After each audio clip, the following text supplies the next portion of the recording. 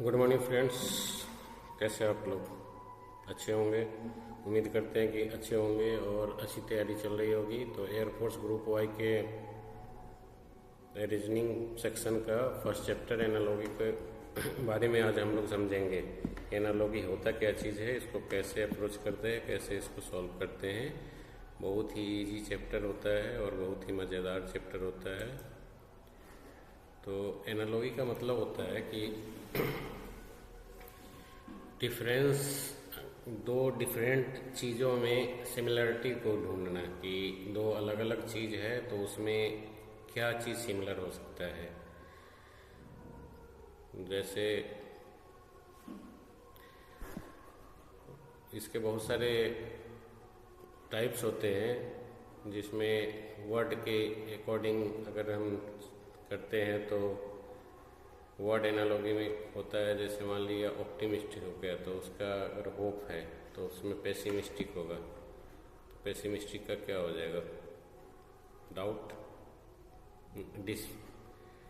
Success, despair, doubt, confidence.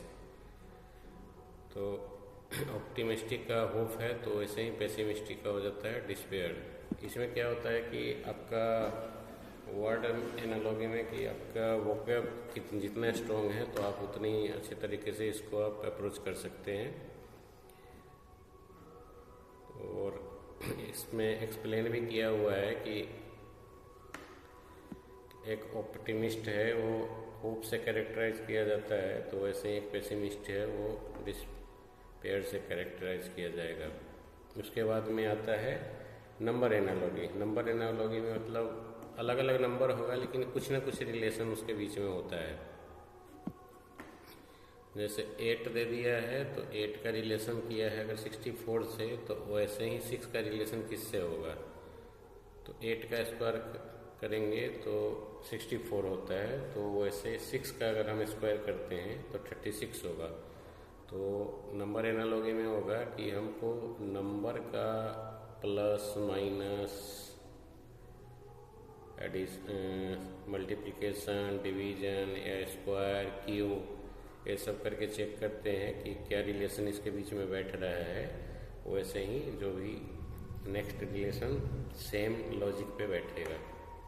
तो इसका answer हम देखते हैं 36 एक्सप्लेन किया हुआ है, स्क्वायर किया है दोनों का।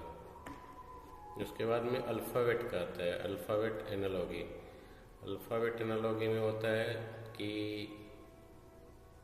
एक तो सारे अल्फ़ाबेट का आपका पोजीशन पता होना चाहिए, 1 से लेकर 26 तक। किसका क्या अपोजिट होता है ये मालूम होना चाहिए। ए का जेड होता है, बी का वाई होता है। तो अगर ए का दिया है जेड तो बी का अपोजिट होगा वाई। तो इसका सही आंसर होगा ऑप्शन नंबर ए। देख लेते एक्सप्लेन में क्या किया है, अपोजिट किया है।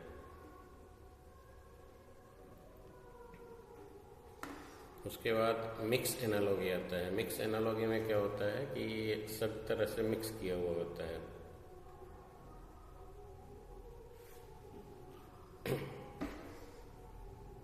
जैसे ऑरेंज है, ऑरेंज क्या होता है? फ्रूट होता है। ओक, ओक का क्या हो जाएगा? पाइन, मैपल, इल्म, ट्री। ओक ट्री है।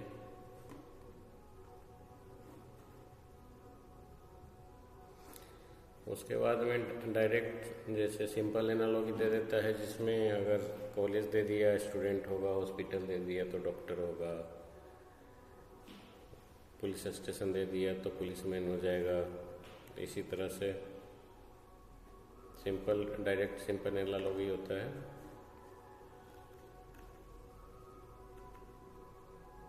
फिर सिनोनिम बेस्ड, जो वर्ड वाले पहला बदल देखे थे और ये सिनोनिम बेस्ड होते हैं। लगभग दोनों एक जैसे ही होते हैं, बट इसमें आपको जितना अच्छा सिनोनिम पता है वो आप इजीली इस एनालॉगी को कर सकते हैं। जैसे बिग का लार्ज होता है तो स्मॉल का टीनी, ह्यूज, शॉर्ट, थीन। तो स्मॉल का टीनी होगा सही आंसर।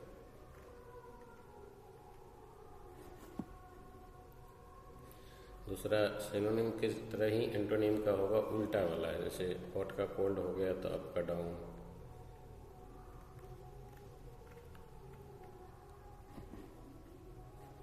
उसके बाद होता है कॉज एंड इफेक्ट। अगर कुछ कारण है उसका इफेक्ट क्या है।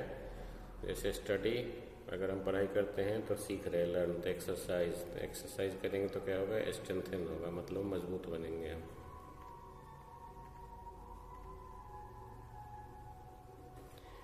पार्ट टू होल, अगर पूरे का पार्ट के बारे में होता है, जैसे पेटल हो गया फ्लावर्स का, तो लीफ किसका होगा, ट्री का ही होगा।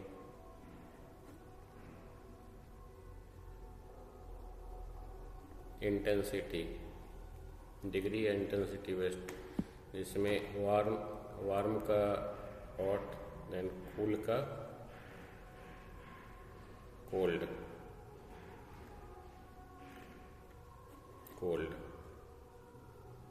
Hot is a higher degree of warm, cold is a higher degree of cool. उसके बाद सीक्वेंस बेस्ड एनालॉजी होते हैं, जिसमें सीड होगा, सीड के बाद प्लांट बनेगा। वैसे ही एग है, तो एग क्या किससे होगा, चिकन से, इसका आंसर चिकन होगा।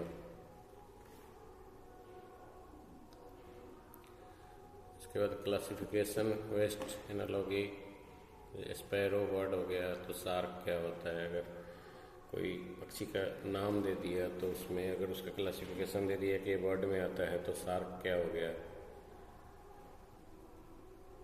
फिश ही है ना, शार्क, फिश। उसके बाद में उसका कैरेक्टरिस्टिक्स के बेस पे डिफ्रेंशिएट करते हैं। जैसे बर्ड है, बर्ड का क्या होता है, फेदर होता है। तो डॉग का क्या होगा, फर।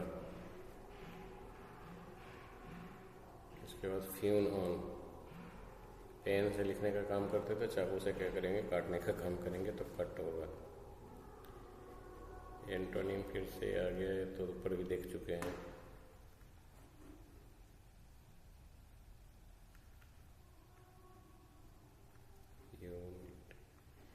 कॉज और इफेक्ट ये भी देख चुके हैं, सिनोनिम भी देख चुके हैं।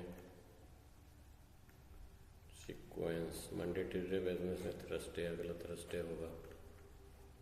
पार्ट होल ये भी ऊपर हो गया है, मतलब लग रहा है रिपीट हो गया है वही सेम चीज़ का। तो ठीक है, लगभग मोटा मोटी आपने समझ गया कि किस तरीके से हम एनालॉजी के क्वेश्चन को अप्रोच करेंगे। और ये क्वेश्चन आपको हर एक तरह के कॉम्पिटिटिव एग्जाम में देखने को मिलेगा, और इसमें आपको बहुत ही टाइम के साथ, मतलब ऐसा भी नहीं है कि इसी में ज़्यादा टाइम लगा देना है, लेकिन टाइम के साथ में एक सही अप्रोच से इसको डिफ्रेंशिएट करना है। नहीं तो क्या होता है कि क्वेश्चन काफ़ी इजी रहेगा, क्वेश्चन काफ़ी इजी होगा, बट आप उसको गलत करके आ जाएंगे। तो ध्यान से पढ़ के और उसको करना है, और काफ़ी अभी प्रैक्टिस करना है। जब प्रैक्टिस करेंगे तो आपका एग्ज़ाम में इजीली आप बना सकते हैं। धन्यवाद, आप हमसे जुड़े रहें। आपको लगता है कि ये वीडियो आपके लिए हेल्पफुल है तो अपने दोस्तों को भी फॉरवर्ड करें, लाइक करें, कमेंट करें। Thank you. और अगर ऑफलाइन तैयारी करना चाहते हैं, फिजिकल या मेडिकल किसी भी तरह का प्रिपरेशन करना है, तो आप हमारे कोचिंग से जुड़ सकते हैं, रांची डिफेंस एकेडमी। धन्यवाद।